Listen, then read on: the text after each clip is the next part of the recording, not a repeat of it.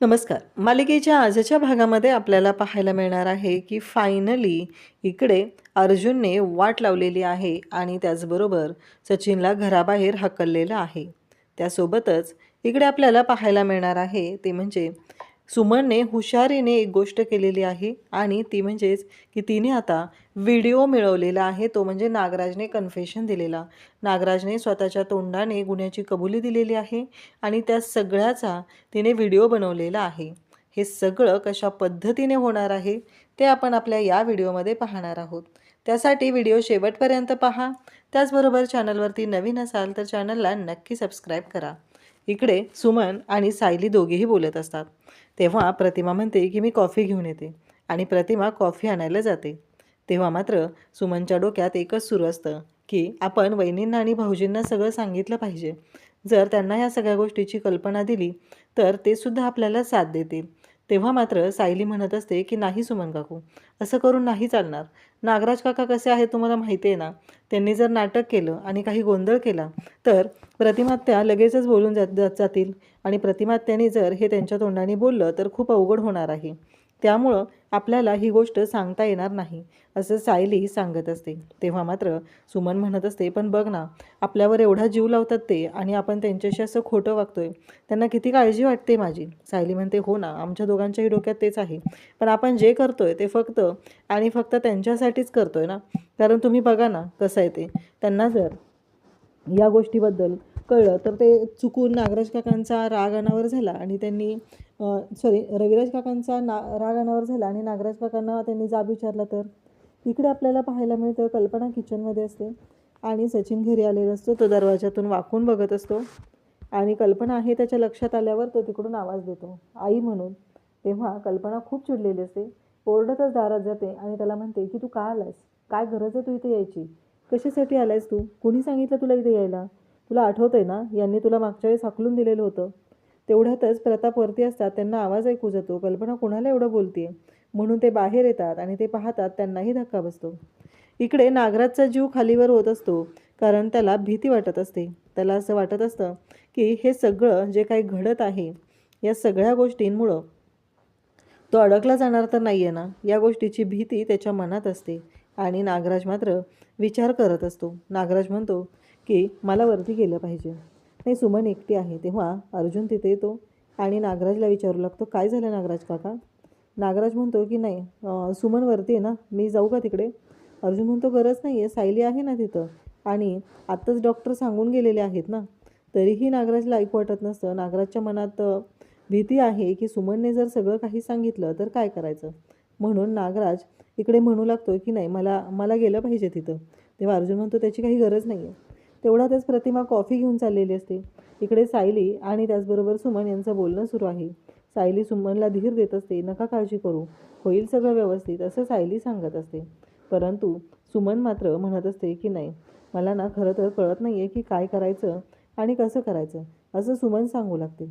तेव्हा मात्र सायली म्हणत असते की सुमन काकू नका काळजी करू, होईल सगळं व्यवस्थित आणि आता आपल्याबरोबर डॉक्टर श्रद्धा पण आहेत ना, मग काळजी करायची गरज नाही. इकडे सुमन शांतच असते. तेवढ्यात नागराज कॉफी घेऊन येतो आणि म्हणतो की कॉफी आणली.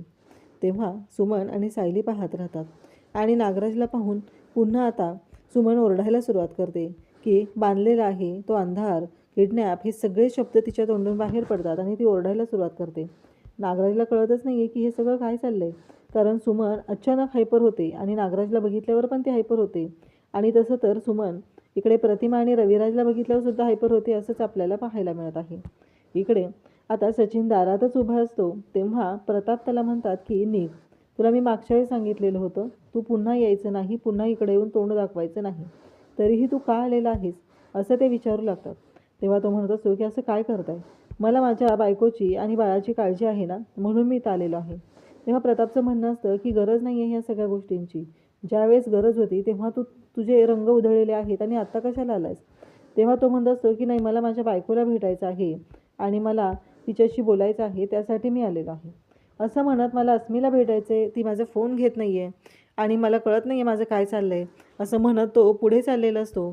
तेवढ्यातच अर्जुन आणि सायली घरी येतात आणि त्या क्षणी अर्जुनने सानकन कानाखाली लगावलेली असते.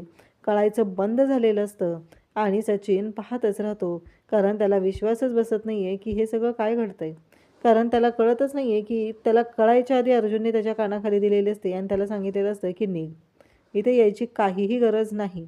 असं म्हणत अर्जुनने त्याचा बँड वाजवलेला असतो आणि त्याला म्हणालेला असतो की निघायचं आत्ताच्या आत्ता. त्याची कॉलर धरलेली आहे आणि त्याला खेचत घेऊन चाललेला आहे. तेव्हा मात्र तो म्हणत असतो की काय चाललंय, म्हणजे तुम्ही असं नाही करू शकत. मला माझ्या बायकोपासून आणि बाळापासून दूर नाही ठेवू शकत. या सगळ्या आवाजाने अस्मिता बाहेर आलेली असते आणि ती म्हणते काय चाललंय आणि तू इथे काय करतोयस. तेव्हा सचिन म्हणत असतो की अगं अस्मी असं काय करतेस. अगं मला तुझी आठवण येत होती. तुला मी फोन करतोय, कॉल करतोय, मेसेजेस करतोय, तू रिप्लायच देत नाहीये. तेव्हा ती म्हणते काय गरज आहे, तुला सांगितलंय ना मागच्या वेळेस डॅडने तू यायचं नाहीस इथं, मग का आलेला आहे.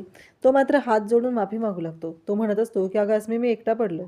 तेव्हा अर्जुन म्हणतो आहे ना तुझी गर्लफ्रेंड, जा ना तिथे. अर्जुन त्याला डायरेक्ट बोलतो तरीही तो म्हणतो की नाही मला अस्मी, तुला माहिती आहे का, मी माझ्या कॅनडाच्या ऑफिसला सांगून टाकलं की मला बायकोसोबत आणि मुलासोबत राहायचं आहे. त्यांनी माझे पेमेंटही दिलेले नाही आहेत आणि फंड्सही दिलेले नाही आहेत. मी एकटा पडलो आहे, असं म्हणत त्याचं नाटक सुरू झालेलं असतं.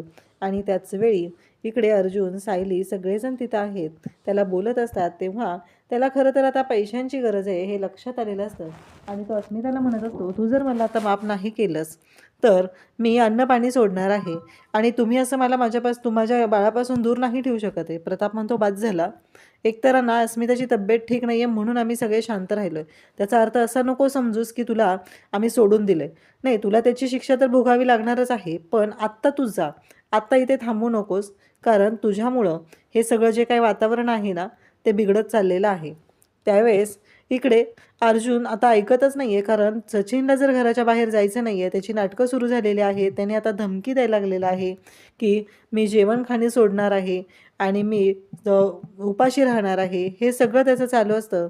तेव्हा मात्र अर्जुनला खूप राग येतो. अर्जुन त्याची कॉलर धरतो, त्याची गचंडी पकडतो आणि त्याला ओढत बाहेर घेऊन जातो. अस्मिता मात्र रडायला लागलेली असते, तिला वाईट वाटत असतं. तेव्हा सायली तिच्याजवळ येते आणि तिला आधार देऊ लागते. इकडे प्रतिमा सुमनच्या जवळ बसलेली असते आणि सुमनला म्हणत असते बरं वाटतंय ना तुला आता, नको काळजी करू, सगळं व्यवस्थित होणार आहे. म्हणजे प्रतिमा तिची समजूत घालत आहे, पण सुमन मात्र शांतच बसलेली असते. तेवढ्यात नागराज तिथे येतो आणि नागराज म्हणू लागतो की वहिनी, तुला बाहेर जायचं होतं ना, तुझं काम होतं ना, काल तू बोलली होती ना तुला काय काय भाज्या वगैरे घरातलं साहित्य आणायचं आहे. तेव्हा मात्र इकडे ती म्हणते की हो जायचं आहे, पण हे आल्याशिवाय मी जाऊ शकत नाही. इथं सुमनच्या जवळ कोणी नाही आहे, तिच्याजवळ थांबणं गरजेचं आहे. तेव्हा मात्र नागराज म्हणू लागतो अगं गरज काय आहे त्याची, मी आहे ना, मी थांबतोय ना इथे सुमनच्या जवळ, नको काळजी करूस तू, असं सांगू लागतो. तेव्हा मात्र इकडे ती म्हणते की नाही नको, मी थांबते ना. तेव्हा सुमनला ती विचारते चालेल का. सुमनला नागराज म्हणू लागतो तुला चालेल ना, तुला काही प्रॉब्लेम नाही ना मी इथं थांबलो तर. तेव्हा सुमन म्हणते की हां चालेल, कारण सुमनच्या डोक्यात विचार येतात जर यांच्याकडून मला पुरावा मिळवायचा असेल आणि वहिनी इथं असतील तर ते मला शक्य नाही आहे. त्यामुळं सुमन विचार करत आहे की आत्ता यांच्याकडून जर पुरावा मिळवायचा असेल तर याच गोष्टी आपल्याला कराव्या लागणार आहेत, तरच सगळं व्यवस्थित होणार आहे. अन्यथा मी यांच्या विरोधात पुरावा मिळवू शकत नाही. इकडे आपल्याला पाहायला मिळतं की आता प्रतिमाने सुमनला विश्वासात घेतले, तिला विचारले मी जाऊ का, तिची परवानगी घेतली आहे आणि तिला जर कम्फर्टेबल वाटत असेल तर आपण जावं हा विचार करून प्रतिमा आता घरातून निघत असते. तेव्हा सुमनने सुद्धा सांगितलेलं आहे की काही हरकत नाही आहे, तुम्ही जा. आणि सुमन त्या दोघांकडेही पाहत असते. सुमनच्या डोक्यात वेगळाच प्लॅन सुरू झालेला आहे. इकडे अस्मिता मात्र रडत असते. ती म्हणत असते काय करू मी, मला कळतच नाही आहे, या माणसाने ना मला कळतच नाही आहे की मी काय केलेलं आहे आणि काही नाही केलं पाहिजे, कारण या माणसामुळे मला त्रास होतो आहे. इकडे सुमन बेडला डोकं लावून खाली बसलेली असते. तिथे नागराज येतो, जेवणाचा ताट घेऊन आलेला असतो आणि म्हणतो की हे घे, तुझ्यासाठी आणलं आहे जेवण. सुमन मात्र नागराजकडे पाहतच राहते, कारण सुमनला माहिती आहे की नागराजने हे सगळं काय केलेलं आहे. सुमन म्हणत असते की तुम्ही. नागराज म्हणतो घे घे. कसं आहे माहिती आहे का, काहीही झालं तरीही मागच्या वेळेस तुला मी तिथं ना वडापाव देत होतो, आज तुझ्यासाठी तुझ्या आवडीचं जेवण आणलेलं आहे, खाऊन घे चल, तुझ्यासाठीच आणलं आहे. असं म्हणत नागराज तिला जबरदस्ती घास भरवायला जातो. आणि त्याचबरोबर इकडे नागराज सुमनला म्हणत असतो की हे खाऊन घे सगळं, तरच तुला बरं वाटेल.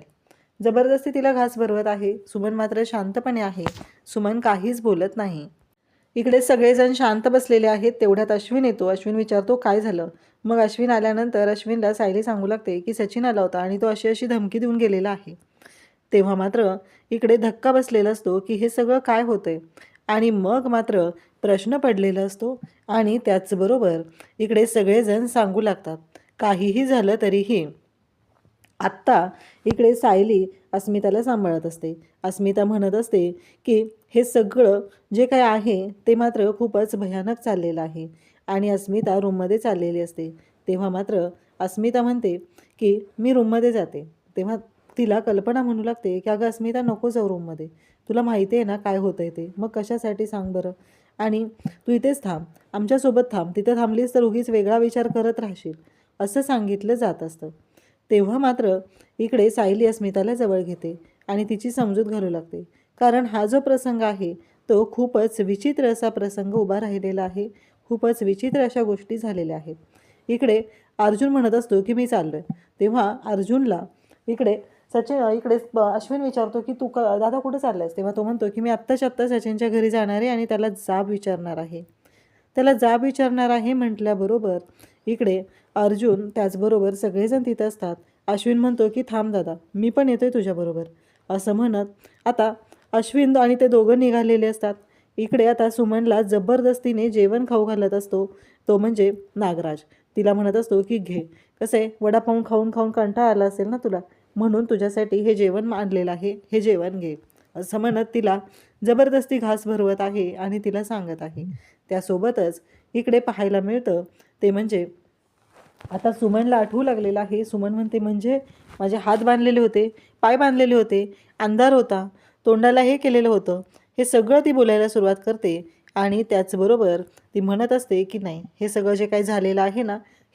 इकडे सुमनने आता नाटक करायला सुरुवात केलेली आहे. ती नागराजच्या पुढे म्हणत असते की हे सगळं कोणी केले म्हणजे तुम्ही तुम्ही किडनॅप असं ती वेड्यासारखं बोलत असते. तेव्हा नागराज म्हणत असतो काय अवस्था झाली तुझी, बघितलंस का, म्हणजे कोण विश्वास ठेवणार आहे तुझ्यावरती. नागराज आता तिच्या पुढे उभा राहतो आणि सांगायला सुरुवात करतो हो मीच केलेलं तुला किडनॅप.